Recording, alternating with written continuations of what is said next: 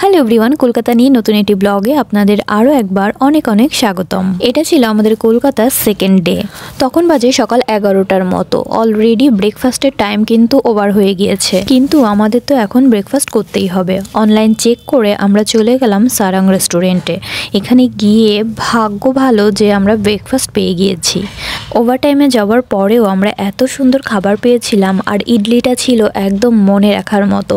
তো আমি সবাইকে রেকমেন্ড করব, কলকাতার মার্কিউস স্ট্রিটে যদি কেউ যান তাহলে সারাং রেস্টুরেন্ট থেকে ইডলিটা মাস্ট ট্রাই করবেন। যেহেতু পরের দিনই আমরা বাংলাদেশে ব্যাক করব, আমাদের কোনো টিকিট কাটা ছিল না। আমরা সোজা চলে গেলাম টিকিট কাউন্টারে। এখানে কাস্তুরি রেস্টুরেন্টটা অনেক ফেমাস, ওইটার অপোজিটে রয়েছে টিকিট কাউন্টারগুলো। এই রোডে আসলেই আপনি ঢাকা যাওয়ার জন্য সরাসরি বাসগুলো পেয়ে যাচ্ছেন। শ্যামলী, গ্রিন লাইন, এই বাসগুলো আপনি ইজিলি পেয়ে যাচ্ছেন। তবে এখন যেহেতু ভিসা বন্ধ রয়েছে, তো বাসের সংখ্যা অত্যাধিক কম, তো আমাদের টিকিট কাটতে একটু হ্যাসেলই পোহাতে হয়েছিল। যাই হোক, আমরা টিকিট কেটে চলে আসলাম সোজা শ্রীলেদার্সে। আমি আগের ভিডিওতেই বলেছিলাম, মার্কিউস স্ট্রিটে থাকার সময় আমার মনে হচ্ছিল আমি যেন মিনি বাংলাদেশে রয়েছি, এবং অদ্ভুতভাবে প্রত্যেকটি বাঙালির হাতে শ্রীলেদার্সের ব্যাগ আমি দেখেছিলাম।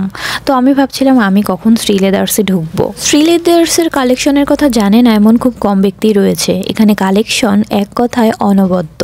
বাঙালির প্রথম পছন্দ শ্রীলেদার্সকেই বলা হয়, কারণ এখানে অ্যাফোর্ডেবল প্রাইসে খুব ভালো মানের লেদার্সের আইটেম পাওয়া যায়। আমি খেয়াল করে দেখেছি আগের তুলনায় এখন শ্রীলেদার্সের কালেকশন অনবদ্য, কারণ এখানে অ্যাফোর্ডেবল প্রাইসে খুব ফ্যাশনেবল জিনিস আপনি ইজিলি পেয়ে যাচ্ছেন। আগে একটা সময় মানুষ লেদারের জিনিস কেনার সময় ভাবতো ওয়ানলি ফর লেদার, যে আমি লেদারটাকেই ফোকাস করছি, আমার প্রাইসও ঠিকঠাক আছে, আমি কিনে নিচ্ছি। বাট এখন মানুষ একটু ফ্যাশনেবল ওয়েতে ভাবে, সব কিছুর মধ্যে একটু ফিউশন খোঁজে।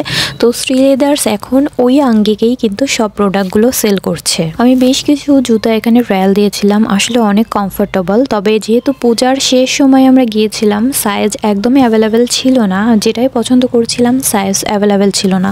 তো সবাইকে বলবো যে একটু আগে ভাগে যেতে, তাহলে আপনারা মনের মতন করে শপিং করতে পারবেন। এখানে ব্যাগের কালেকশন এত ভালো ছিল, মনে হচ্ছিল সবগুলো ব্যাগ পারচেস করে নিয়ে আসি, কারণ এত এলিগেন্ট ব্যাগ আর এত অ্যাফোর্ডেবল প্রাইসে আসলেই আমি কখনো দেখিনি। সো আমি অবশ্যই রেকমেন্ড করব, ইন্ডিয়াতে যারা আছেন বা যাচ্ছেন তারা শ্রীলেদার্স থেকে লেদার্সের এই আইটেমগুলো অবশ্যই পারচেস করতে পারবেন। এই ছোট জুয়েলারি বক্সটার প্রাইস ছিল 450 রুপি, আর ব্যাগ আমি যতগুলো দেখালাম সবই ধরুন 800 থেকে 2000-এর মধ্যে প্রায়। এখান থেকে শপিং করে বুঝলাম যে আমরা বাংলাদেশিরা কেন এত পছন্দ করি শ্রীলেদার্সের প্রোডাক্ট, কারণ বাংলাদেশে আমরা যে পরিমাণ টাকা দিয়ে এসব প্রোডাক্টগুলো পারচেস করি তার থেকে অনেক কম প্রাইসে আমরা কিন্তু ওখান থেকে এগুলো নিয়ে আসতে পারছি। তো কে কে শ্রীলেদার্স থেকে শপিং করেছেন অবশ্যই কমেন্ট করবেন। আপনাদের কোন আইটেমটা সব থেকে বেশি ভালো লেগেছে জানাতে কিন্তু একদমই ভুল করবেন না।